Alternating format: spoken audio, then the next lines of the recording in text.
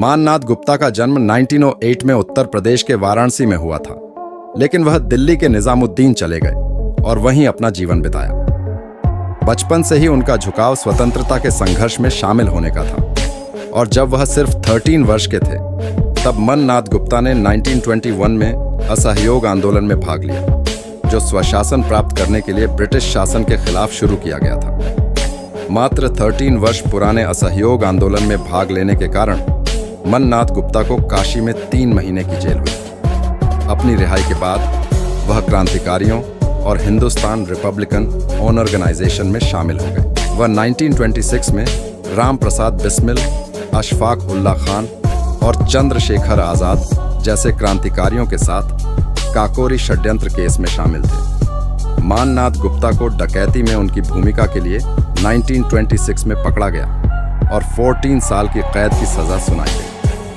वह महज 18 साल का था।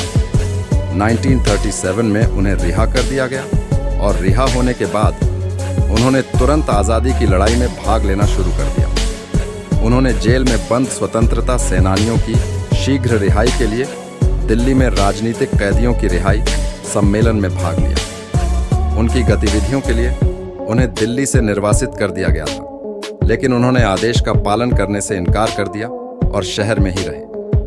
वह 1938 में दिल्ली में औपनिवेशिक सरकार के खिलाफ एक सरकार विरोधी जुलूस में भाग ले रहे थे और आदेश की अवहेलना करने के कारण पुलिस ने उन्हें जुलूस से उठा लिया और 4 महीने की सजा सुनाई।